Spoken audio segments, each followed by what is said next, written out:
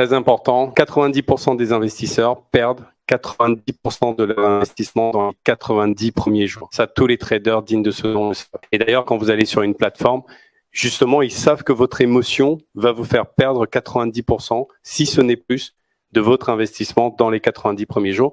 Parce qu'il y a une chose que vous n'allez pas maîtriser, c'est tout simplement vos émotions face au marché. Là, comme ça, vous avez l'air d'être lucide, vous vous dites non, quand même, si ça baisse, quand même, mais je peux vous assurer que ce n'est pas aussi simple que ça. Parce qu'il y a un facteur psychologique inconscient qui vient, c'est notamment quand vous êtes en train de perdre, le refus de perdre fera que vous ne sortirez pas. Parce que ça va générer une forme d'espoir chez vous qui va vous faire croire que potentiellement ça va remonter. Et là, quand ça chute, c'est fini. Ok ? Donc, on va voir comment se protéger de cette psychologie du marché. Aujourd'hui, je devais avoir comme intervenante une coach en PNL et docteur en neurosciences, mais elle n'a pas pu venir. Mais c'est pas un souci, parce que moi, je peux vous en parler. Je souhaitais la faire venir juste pour avoir un peu plus de cachet aujourd'hui, mais je vais le faire moi-même, ça marche. Donc, psychologie du marché. C'est quoi la psychologie de l'investisseur ? Le monde de la crypto, c'est pas du casino. On n'y rentre pas comme on rentre dans un supermarché. Il faut vraiment y rentrer aujourd'hui. Maintenant que vous le savez, vous devez y rentrer avec une stratégie. Et la stratégie, c'est quoi ? C'est d'avoir une vision long terme. Dora vous l'a dit tout à l'heure. En 30 ans, celui qui a investi a fait 21 fois plus dans l'immobilier sur le marché américain, malgré le fait que sur le marché américain, il y a eu des crises cycliques, institutionnelles, provoquées ou pas. Pourtant, le marché sort toujours vainqueur. Ce que je vous ai dit surtout, c'est de ne pas garder de l'argent cash parce que ça ne vaut pas grand-chose. Juste une partie pour acheter le marché. Donc, ceux qui ont une envie de gagner rapidement de l'argent sur une période trop courte vont perdre potentiellement leur argent. Mais ceux qui vont adopter cette vision long terme, parce qu'ils ont compris l'écosystème, parce qu'ils y croient, parce qu'ils ont mis en place les stratégies qui vont les préserver de toutes les variations du marché, parce qu'ils sauront maintenant qu'on rentre dans le marché quand il est bas et qu'on en sort quand il monte, et pas l'inverse, eh bien, eux, ils vont tirer leur épingle du jeu. D'accord ? Ok, ça, c'est un chart que ont la plupart des étudiants traders. C'est le cycle des émotions sur un marché. Et ça correspond avec le cycle du marché. On voit que quand le marché est au départ, alors nous, on est quelque part ici. Je ne veux pas aller devant le truc. Nous, on est quelque part entre le déni, la panique et la colère. Je crois que la colère, on n'y est pas encore. On est plutôt dans le déni et la panique. Là, tout ce qui se passe entre l'orange et le rouge ici, avant le bleu, c'est ce que nous, on appelle dans le trading une période de range. Le range, c'est quoi ? Donc, c'est une valeur haute et une valeur basse dans lequel le cours oscille pendant de nombreux mois. C'est très difficile psychologiquement parce qu'on ne sait jamais. On a toujours l'impression, ah tiens, le marché est reparti.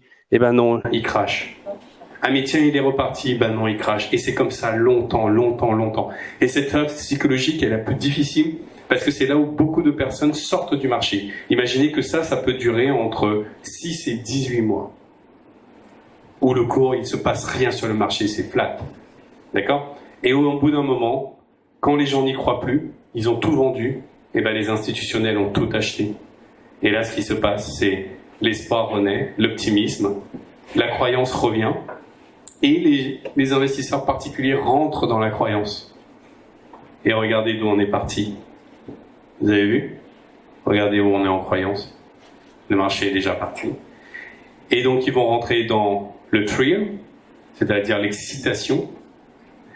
Ils vont continuer dans l'émotion. Et là, ils vont se prendre un premier coup dans les dents parce que ceux qui sont rentrés plus tôt ont vendu. Le marché crache une première fois. Ils repartent et ils se disent non, finalement, c'était juste une correction. Alors que le marché est déjà en train de redescendre. Prenez des photos sur ça. Gardez-le devant vous. Ça, c'est la psychologie du marché. Et lorsque vos émotions vous diront de faire quelque chose par rapport à ce chart, faites l'inverse. Faites l'inverse.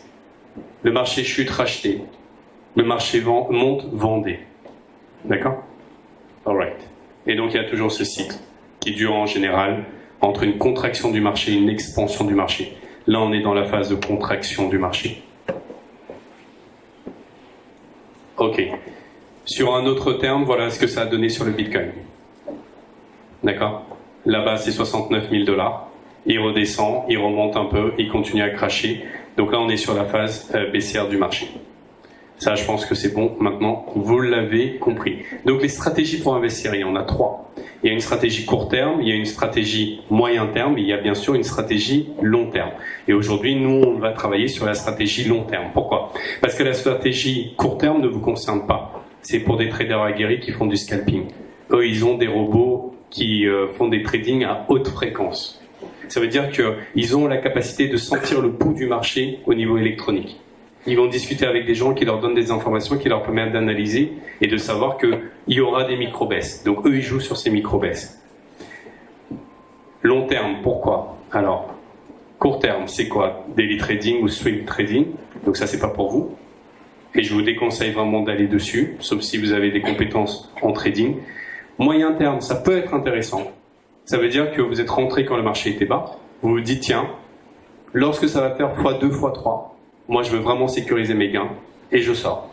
Et bien, c'est pas une mauvaise stratégie non plus. Vous n'êtes pas obligé de faire x10, x20. Vous pouvez très bien faire x3, x4, x5, être très content avec et sortir du marché. Ceux qui voudront aller plus vont peut-être entrer dans un cycle psychologique qui va les faire perdre plus que ça. D'accord? Donc, je me suis mis en place, j'ai mis un plan et je m'y tiens. Très important d'avoir une stratégie et de s'y tenir. Mon investissement fait x2, je sors. Ok? Maintenant, sur le long terme, là, c'est plus intéressant. Donc, je crois en la crypto-monnaie, en plutôt l'écosystème des crypto-monnaies. Je choisis de garder mon investissement sans tenir compte de la volatilité du marché. Ça veut dire que ça baisse, je rachète. Pendant la période de creux du marché. Ça n'a aucun intérêt de le garder sur plein de cycles. L'idée, c'est de comprendre que quand ça monte, j'ai revendu pour reprendre un peu plus bas. Avec une partie de son capital investi. Pas forcément la totalité. Je rentre pas à 100, je fais 1000, je sors 900 ou je sors 1000 et je recommence. Non, ça veut dire que j'ai sorti 900, je garde 100 et je remets quand le marché va. C'est vraiment tout un état d'esprit, c'est toute une nouvelle psychologie à adopter. Et celle-là, vous devez commencer à la travailler, à l'intégrer dans votre vie petit à petit, tous les jours. Il n'y a pas besoin d'investir 10 000 euros par mois. Avec 100, 200 euros, vous en sortez directement. Donc vous comprenez le potentiel de ce monde. J'investis de manière diversifiée. Vous voyez, ça revient toujours, la diversification sur des projets stables. Donc on ne va pas sur n'importe quel projet. Ou alors on peut allouer un pourcentage de son portefeuille à ça et y aller parce que on a décidé de jouer avec. Alright. Alors les stratégies pour rentrer dans le marché. C'est pas de l'échec, c'est pas un jeu d'échecs. Pour rentrer dans le marché, comment est-ce qu'on rentre dans le marché? On rentre, quand et comment investir, ça on va le voir. Donc là, c'est ici qu'on gagne de l'argent. On ne gagne pas de l'argent quand on sort du marché. Psychologiquement, on gagne de l'argent lorsqu'on rentre dans le marché. Parce que c'est là où ça répond à notre stratégie. Donc ça peut ressembler à un parcours du combattant. Parce qu'on ne sait pas, on n'a pas la visibilité sur ce qui est tout en haut. Donc à défaut de savoir lire les indicateurs, eh bien, la meilleure stratégie, c'est de rentrer en ce qu'on appelle du DCA. DCA, c'est Dollar Cost Average. Ça veut dire quoi? Ça veut dire qu'à chaque baisse du marché, j'achète un tout petit peu. Donc ça veut dire que j'ai gardé du cash. Comme elle vous a dit tout à l'heure, Dora, si vous avez 10 000, vous n'êtes pas obligé de mettre les 10 000 d'un coup. Vous pouvez le séquencer sur des trimestres. Parce que la moyenne va faire que vous allez quand même être dans un prix intéressant. Donc j'achète les deep markets, c'est la chute du marché. Deep, ça veut dire une baisse.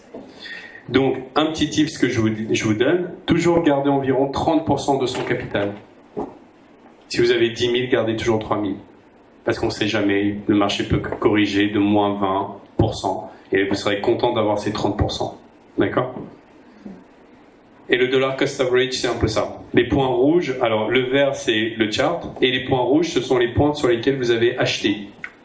Donc, même si vous avez acheté lorsque le marché était haut, vous rachetez à chaque baisse, eh bien, ça vous donne une moyenne d'achat qui est beaucoup plus, qui est inférieure au plus haut. Vous avez vu ? Parce que comme on ne maîtrise pas le marché, moi, je ne le maîtrise pas. Je ne sais pas ce qui va se passer, je ne sais pas s'il y aura une guerre, je ne sais pas si le PDG va cracher dans son avion, je ne sais pas s'il ne va pas être accusé d'un crime quelconque, et ça va faire chuter le cours de sa monnaie, parce que le sentiment du marché, c'est ça, c'est le sentiment du marché qui donne le cours et qui donne son prix au marché. Et bien si ça crache, je rachète. Ok ? Donc là, dollar cost average, donc ça c'est une première technique. avant, il y avait quoi? Voilà. Donc c'est ce que je disais ici. Toute personne qui a acheté, là c'est le cours du Bitcoin. Là on voit qu'il a atteint 19 000 $ en 2017. Il a chuté en 2019. Même celui qui a acheté ici, là, à tous ces points, eh bien, à chaque fois, il est toujours positif par rapport à cette vision long terme. Donc il faut enlever cette idée qu'on a acheté trop cher ou pas assez cher. On investit à chaque baisse avec une stratégie. Parce qu'on a cette vision long terme. Beaucoup parmi vous ont peut-être des enfants, ça peut avoir du sens de se dire, tiens, je vais offrir un Bitcoin à mes enfants. Parce que si le Bitcoin, dans 100 ans par exemple, eux aussi ils auront des enfants, ben, si le Bitcoin il vaut, je sais pas, un demi-million ou $1 million, voilà du réel patrimoine. Et au pire, si vous l'avez perdu, mais il y a plus de chances que vous ne le perdiez pas, selon mon opinion. Ok? Alors, donc les stratégies out. Là, c'est aussi important, parce qu'on a souvent du mal à sortir quand on est dedans. L'appât du gain joue sur nous. C'est pour ça qu'il faut avoir une stratégie claire dans sa tête et de s'y tenir. Donc la stratégie out, elle est simple pour savoir quand et comment vendre. Donc on planifie. Et surtout, une seule règle pour les débutants, et pour tout le monde d'ailleurs, je me rends compte qu'elle est pour tout le monde, c'est vendre lorsqu'on est OK avec le prix. J'ai acheté 100, c'est monté à 200, 300, je suis OK avec ça. Je dors bien la nuit avec ça, eh bien je sors. Même si ça monte à 500, 600, 700, c'est pas grave. J'ai fait du gain. J'ai fait du gain. Il y en a beaucoup qui ne font pas de gain. Donc on peut vendre une partie afin de récupérer son investissement de départ. D'accord? Ça veut dire que le cours a fait x2. Vous avez investi 100, il a fait x2, x3. Vous avez investi 1000. Lorsque vous êtes positif à 3000, ben vous pouvez juste vendre pour 1000. Ça veut dire que si vous perdez, ben vous avez au moins récupéré votre investissement de départ. Voilà une autre stratégie que vous pouvez mettre en place également. Donc, et on garde le reste pour une vision long terme, parce qu'on ne sait jamais, ça peut baisser comme ça peut monter. Donc voilà des stratégies que vous pouvez mettre en place pour vous permettre d'avoir un portefeuille le plus équilibré possible.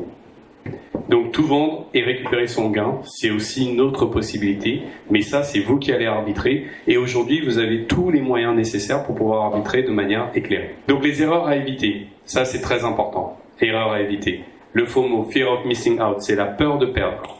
Ça veut dire quoi? Ça veut dire que quand le marché chute, vous vendez en panique. Quand le marché monte, vous achetez en panique. Maintenant vous savez comment on fait? On achète en vend.